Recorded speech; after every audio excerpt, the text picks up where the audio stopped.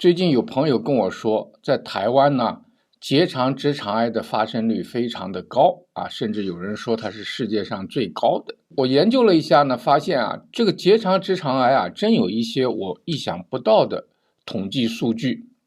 今天呢，跟大家分享一下。最后呢，我们要分享一下怎么样减少患结肠直肠癌的风险。健康是我们最大的财富，让我们一起管好它。我是杨医师。这个统计数据来自于哪里呢？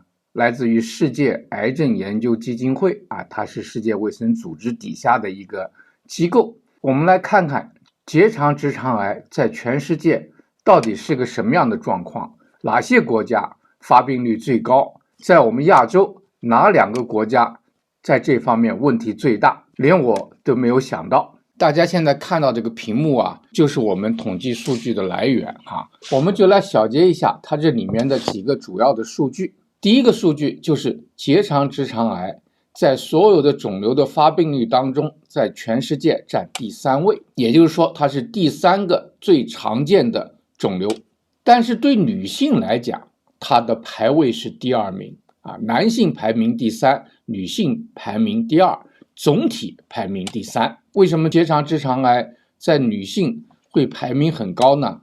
这个问题值得探讨。如果您有什么高见啊，请在留言区跟我们分享。第二个数据就是在2020年那一年，全球有1900万的人被诊断为结肠直肠癌，这个数字还是蛮惊人的。下面有意思的事情来了，就是哪10个国家结肠直肠癌发病率最高啊？这是根据年龄调整之后的一个有可比性的数据。我们来看一下这个表，大家看到这个图啊，它第1名是匈牙利啊，第2名呢斯洛伐克，第3名是挪威，第4名是荷兰，第5名是丹麦，第6名是斯洛维亚，第7名是葡萄牙，第8名亚洲国家来了，不是台湾，也不是中国大陆，是日本。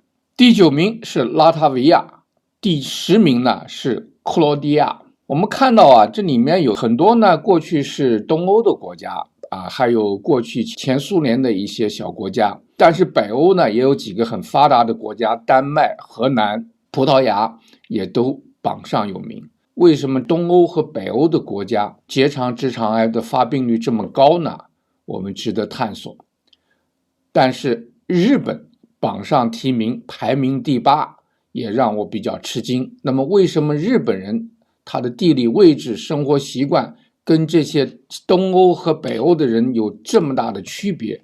日本人的结肠直肠癌为什么这么高？底下还有更新奇的事情。如果分男性和女性来说啊，这些国家呢还有一些细微的差别啊，比如说日本男性呢就排到了第9名，女性呢排在第6名。而过去榜上无名的国家，像英国、澳大利亚、新西兰，在女性的直肠和结肠癌方面呢就有了很大的提升。比如说新西兰女性的结肠直肠癌排名第8，澳大利亚排名第9，英国排名第10。这3个呢应该都是英联邦国家。最让我吃惊的还是这个结肠直肠癌的死亡率的情况，在哪10个国家这个死亡率最高？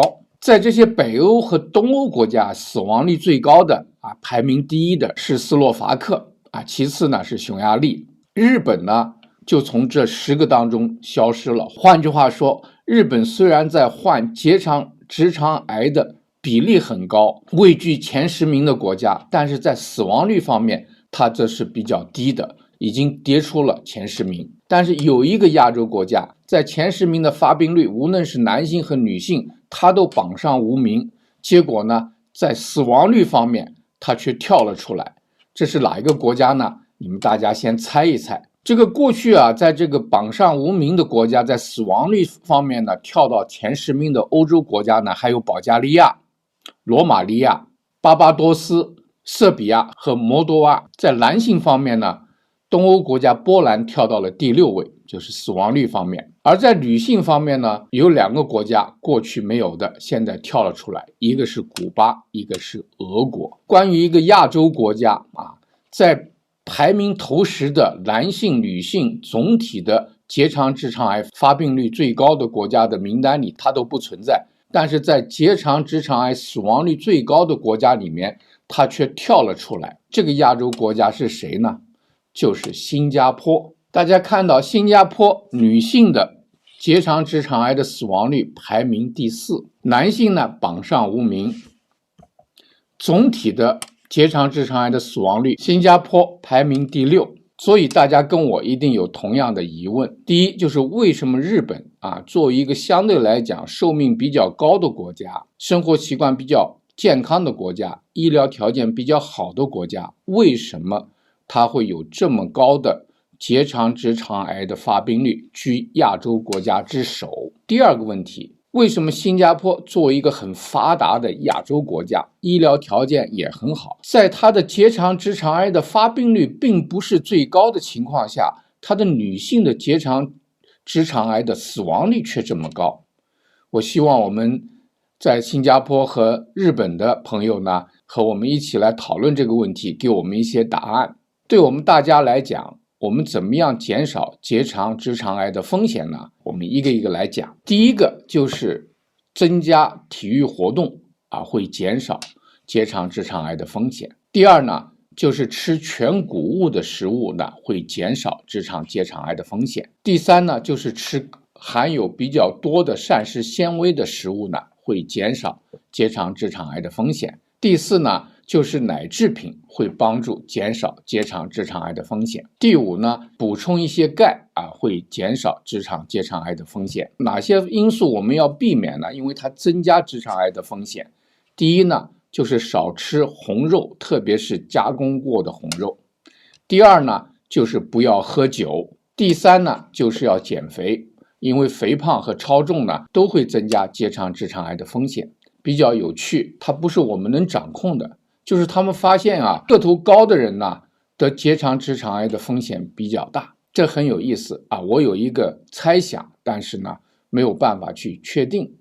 就是我在研究这个甲基化不足的人当中他有一个生理特点，就是人比较高挑，比较瘦。甲基化不足呢，会影响到我们的免疫功能，可能会增加不光是结肠直肠癌的风险，可能还有其他肿瘤的风险。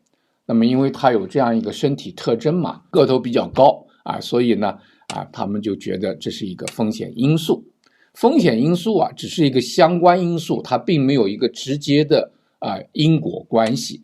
当然我们个头高你没办法改变，是吧？但是如果你是一个瘦高的身材你还有一些完美主义的倾向，甚至强迫症的特点那么同时呢，你还有一些免疫功能方面的问题，你要去查一查你是不是属于我们讲的甲基化不足的这一类型。那么这个通过饮食生活习惯的调整，营养素的补充呢，可以防治呢很多健康方面的问题如果您这方面需要咨询的话，可以联系我们。结肠直肠癌这件事情呢，在年轻人当中呢越来越多我们会不断的在这个话题上进行深入的探讨。请大家不要忘记订阅我们的频道，点击小铃铛，你就不会错过以后的视频。也欢迎大家在留言区分享您的体验和高见。